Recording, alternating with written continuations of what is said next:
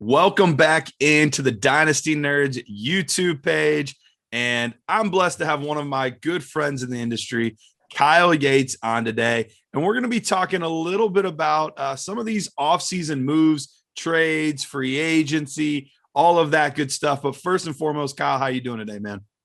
I'm good, man. I've got a cup of coffee. This is actually my second cup of coffee for the morning. Ooh, So all right. I might have a little bit more. One of those mornings. I might have a little bit more energy than normal, but we'll find out. Well, good. We're not gonna be smirched that at all. I'm down with that, man. I just wish I was mature enough for coffee. Like all of these years, like my wife's drink coffee, all my friends drink coffee. I just can never get down with it. So maybe one of these days I'll grow up and like be a real dad and have coffee or something.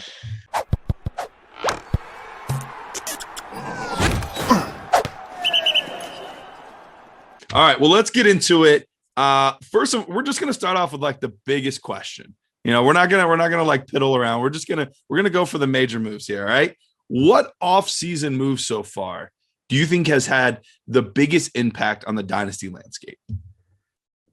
Oh man. Well, I don't know if it's necessarily a free agent move, but I think that the trade that we literally just saw with San Francisco moving up from 12 to 3 overall, like that is going to dramatically change things, not only for from a super flex dynasty perspective, but then what does that mean for the receiving options in San Francisco, right? Because George Kittle and Deebo Samuel and Brandon Ayuk, they've been getting it done with Jimmy Garoppolo half the time, and then Nick Mullins at points and CJ Beathard. So like, if they are moving up for one of those top tier quarterbacks, I don't know about you, but I'm personally not buying the fact that it's Mac Jones. I think it's going to be Trey Lance or Justin Fields. So at that point, that is a clear and significant upgrade over Jimmy Garoppolo. And if that's the case, then George Kittle has been the most dominant outside of Travis Kelce tight end in the NFL. And he's been doing it with the quarterbacks that I just mentioned. What's going to happen when you get a quarterback with the talent of a Justin Fields or Trey Lance in there? So,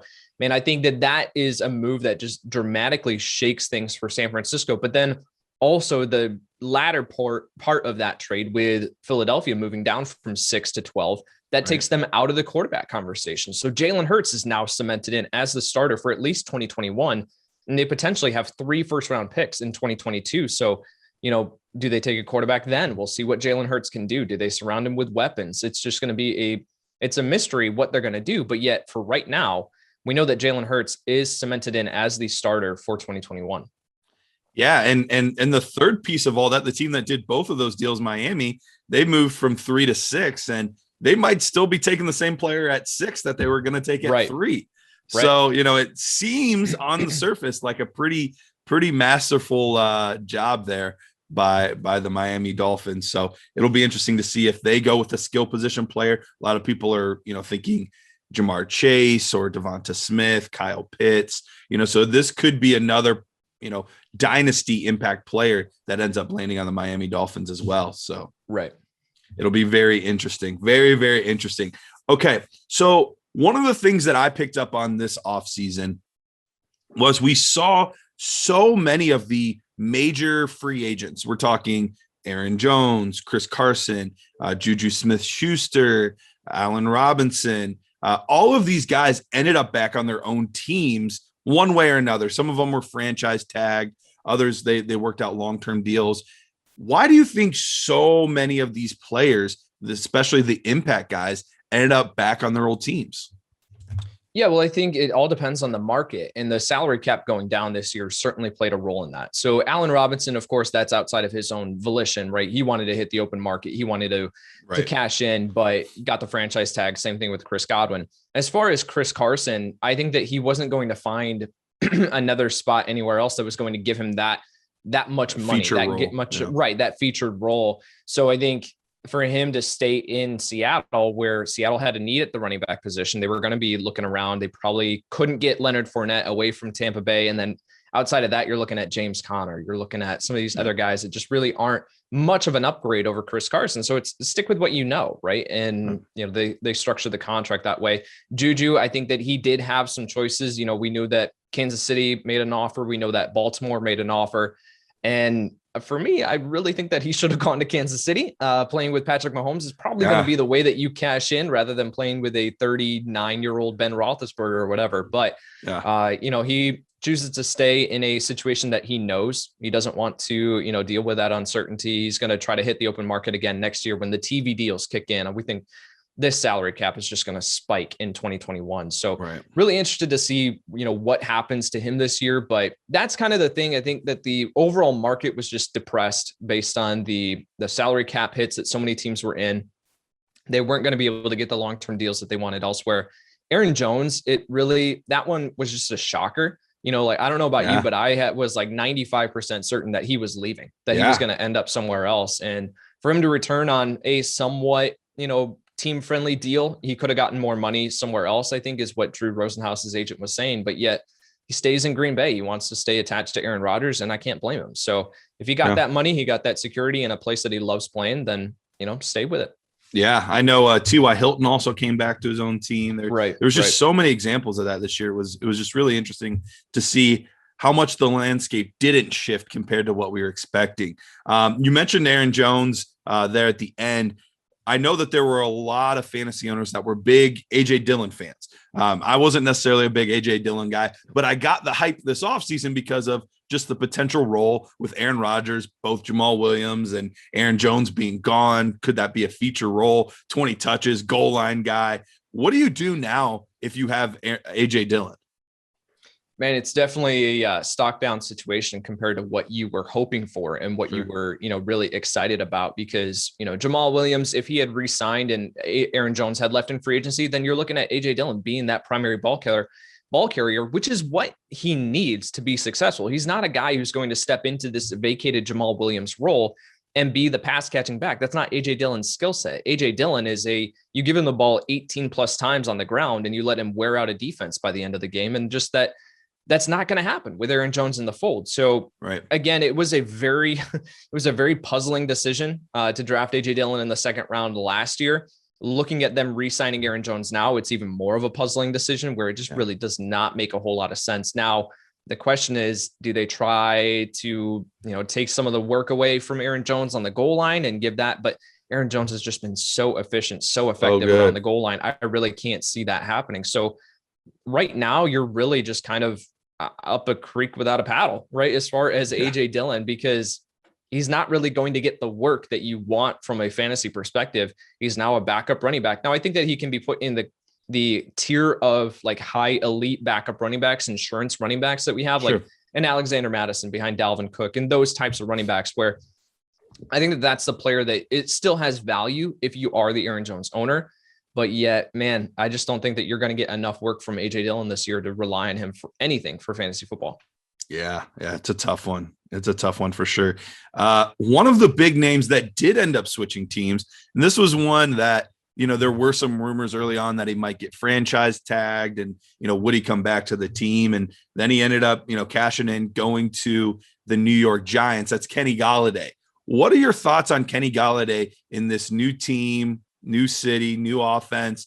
Do you think he can be this mega star that a lot of people do, the 1,200 yard type guy, 8 to 10 touchdowns, or should we temper our expectations a little bit? Yeah, I think that really he didn't move a whole lot for me in my dynasty rankings. I don't know about you, but he really didn't move a whole lot where I had him with Matthew Stafford. Now, if we were going to talk about him and project him with Jared Goff, he was going to fall down my rankings quite a bit because I'm not a Jared Goff guy. And so I don't have the faith in him, or especially in this offense and the, what they're going to try to install in Detroit. So with him ending up in New York, he is going to be, I think, the wide receiver one on this team. I don't think that's in question. But when you look across the offense, you say, okay, well, Darius Slayton's still going to get his 3 to 4 targets per game. Sterling Shepard probably moving out into the slot. He's going to be heavily targeted there. You still have Evan Engram. You still have Kyle Rudolph. And then, of course, Saquon Barkley out of the backfield.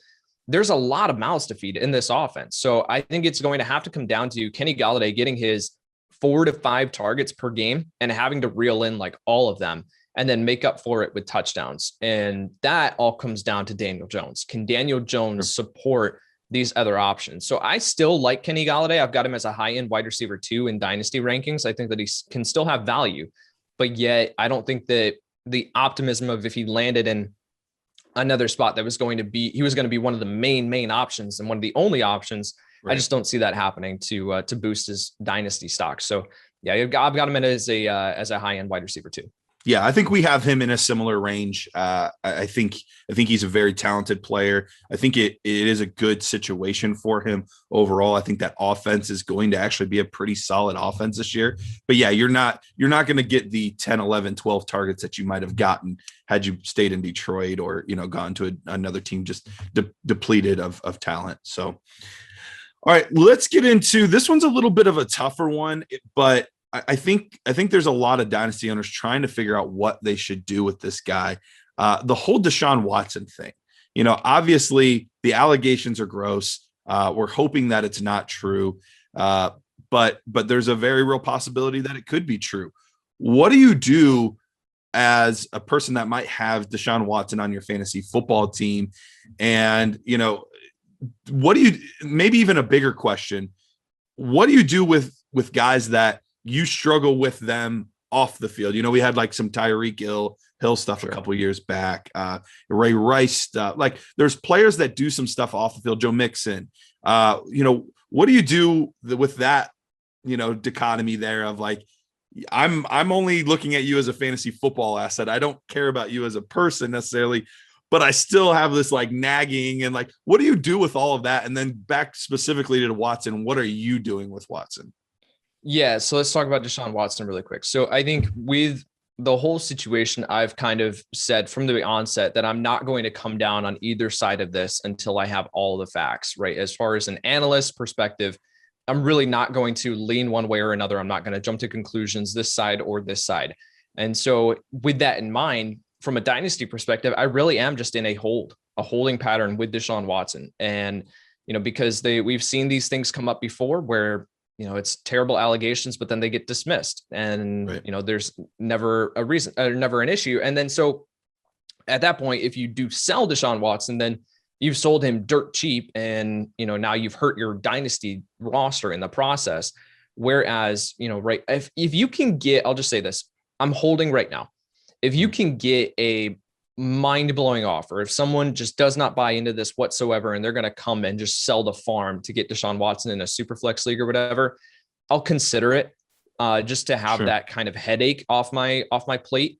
But yet, man, I don't have all the information yet. None of us do. The allegations keep coming out, more and more information keeps coming out, which makes it just seem more and more gross. And yeah, I totally get that. But yet I'm holding right now until we get that information, until a resolution comes from the justice system. As far as the off-field concerns and how we manage that with fantasy football, it really is, I'm going to tread water here, but it really is up to each individual person, right? As far as your moral convictions and how you want to handle that situation. I'm a big believer in second chances. And so if that's the case, then, the 2 strikes and you're out kind of thing, like if there's a one situation and someone has seemed to turn it around, then I'm more willing to buy in. But yet at the same time, I'm still maintaining reservation and at least keeping an eye on the situation, because we have seen guys, we have to keep in mind, these are 20, 21-year-old, 22-year-old. And even if they go back into college, like Tyreek Hill and Joe Mixon, like those are 17, 18-year-old kids. Sure. We made stupid decisions at 17, 18 years old. It might not be to that level, but yet we still made stupid decisions. Right. So these are still kids that we're dealing with and that we have to keep that in mind. So if they make that decision as a kid and they turn it around and they're now leading these healthy and balanced lives, then that's a different situation. But if something else comes up down the road, and I'm a little bit more quick to pull the trigger on either selling them, releasing them from my dynasty team or whatever. But I really just think that it is up to each individual person and what your moral convictions are as to, I've been watching through Last Man Standing, which is Tim Allen's show.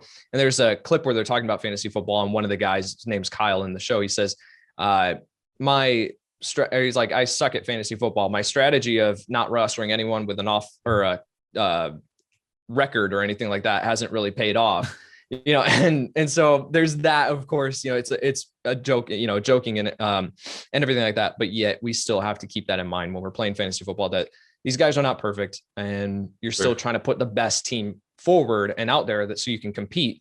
But at the same time, you do still have to balance it. So it's a tough balance for sure. But I do think it comes down to each individual person. Awesome. All right. So real quick, we've talked about a lot of the major offseason moves that have happened so far. Tell me real quick, because I know that, in your heart of hearts, you're a big rookie guy. You love the scouting process.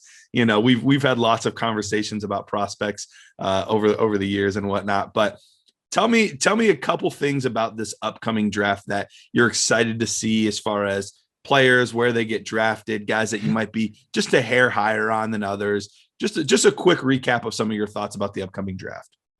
Sure. I actually think a good way of breaking this down would be by position. So at the quarterback position, I really am looking at that number 3 overall spot in the NFL draft and seeing which quarterback goes there. Is it Justin Fields? Is it Trey Lance? Is it Mac Jones? Which I do not believe should be the case, but yeah, all signs are pointing to the fact that it actually might be that he's in consideration there. So I think that for me, a guy who I have just stood on the table for throughout this entire process, even going back to June of last year when I sat down to do my initial summer scouting, is Trey Lance. I'm a big Trey Lance fan. And so I think that his long-term projection, yes, he might have to sit a little bit. Yes, but I don't think that it's going to be for very long. This system that he ran at North Dakota State was it's a pro style offense. He is very, very smart, very intelligent, able to, do checks and audibles at the line of scrimmage. He just has it all from an intelligence perspective. And then the tools and traits are there. Really, the only knock on him is that he doesn't have the experience that you want from some of these other guys. If that's the case, I'm fine getting that guy at a discount, because I really do think that if Trey Lance had played this entire 2020 season alongside with Trevor Lawrence and Justin Fields, that there would be a legitimate conversation for the number 1 overall quarterback off the board. And I think that Trey Lance would be in that. So big fan of Trey Lance. As far as the running back position, a guy who I'm a little bit higher on than most, Ray Garvin, my co-host on the Fantasy Pros Dynasty Football Podcast, we have like an ongoing battle over this guy. He doesn't see it. I do. That's Ramondre Stevenson, the running back out of Oklahoma. Now there's a discrepancy on his tape where he was listed at playing 247 pounds at 6 foot, 247 pounds. And when you're scouting with that lens, you say, he's actually got pretty good athleticism. He's got good burst for his size. He shows up to the Senior Bowl at 227 pounds. So you're going, okay, now hold up. Wait, like what weight were you actually playing at? Were you playing at 227? Because that's different as far as your overall athleticism versus playing at 247 pounds. Regardless, I do think that Ramondre Stevenson, if he gets the opportunity, I think that he's going to be able to make an impact in the NFL for fantasy purposes, a big physical presence, thrives in a gap power scheme. I think that he would just be someone who I actually comped him to Jordan Howard. They're actually like identical size, identical measurements, and as far as athletic testing numbers too. So I think that he wins in a very similar way that Jordan Howard did in Chicago. So I think that if he gets the opportunity, he can be effective. At the wide receiver position, a guy who I've been standing on the table for and will continue to do so is Dwayne Eskridge, a wide receiver out of Western Michigan. Big fan of him. I have him as a top 5 wide receiver in this class, Garrett. I really love what. So wait, real quick, let me pause, because for most people, there are a big 5. So which one of the big 5 receivers that most people have you booted to 6 or 7? So I've got my top 5 rankings are Jamar Chase at 1, Jalen Waddle at 2, Devontae Smith at 3, Rashad Bateman at 4, and then Dwayne Eskridge at 5. Okay, so Rondale Moore's the guy. Rondale Moore is at 7, I think, in my rankings. Okay. And then if you want to put Terrace Marshall in that conversation, he's nowhere near my top 10. Got it. Okay. All right. You can finish on Eskridge now. I just had to get that in. All right. Continue. You're good. Yeah. So Eskridge, just incredible speed, incredible twitch at the line of scrimmage, incredible release off the line of scrimmage. And it's just going to create separation no matter where he's at on the football field. So I think that he's going to go a lot higher in the NFL draft than a lot of people are realizing or wanting to admit right now. And so I'm going ahead and like we did a 1-round rookie mock draft on the podcast, the Fantasy Pros Dynasty Football Podcast recently. And I put Eskridge in the first round. And it was because in ADP, he's going in the 3rd round. Like it wasn't that I think that I have to pull the trigger there, but I wanted to get his name in there and get him in front of people before the NFL draft. So if people are doing rookie drafts for some reason before the NFL draft, then you at least have that, like pull the trigger on this guy a little bit early, because I think that he's going to be drafted a lot higher. And I think that he's going to be very, very effective at the tight end position, man. I think that I really haven't done a whole lot of in-depth scouting on these guys. I've really just not gone through the big three right now. Sure. My plan is to get through some of the later guys here later on this month, but yet, of course, with Kyle Pitts, like, just good night. Like, he's the best offensive skill player in this draft. Like, just stop it. He's just going to make an immediate impact in the NFL. He's going to be drafted really, really high in the NFL draft. But I do think that if we didn't have a Kyle Pitts in this class, Pat Freiermuth would be the consensus tight end one. Like, Freiermuth is really good. He's really good. Carries his momentum and weight extremely well. Reminds me a lot of Travis Kelce. Now, he's not as big as Kelce, but yet we see Kelce run those pivot routes all the time, right? Where he's able to control his weight so well, dip, sink the hips, and then go back the other way. Yeah. And that's just a complete mismatch against any defender because of his size and how well he's able to shield defenders and move at his size. Freiermuth reminds me a lot of that. I've seen those moves from Freiermuth. I think that he can do it. He possesses a little bit of run after the catch ability too, which at 250 pounds is nothing to sneeze at. So Freiermuth, I think we would be talking about him quite a bit. If you miss out on Pitts and you have a need at the tight end position in your rookie drafts, make sure that you scoop up Freiermuth in the back of the second round, early third round. Love it, man. Well, that is all the time we have for today. I know you got stuff to do. I got stuff to do. But you know what? When I was looking at all these guys that we wanted to have on and interview and talk to over the course of the offseason, you were one of the names at the top of my list. So I appreciate you taking the time out to hang out with us here today, man. Absolutely, man. Anytime.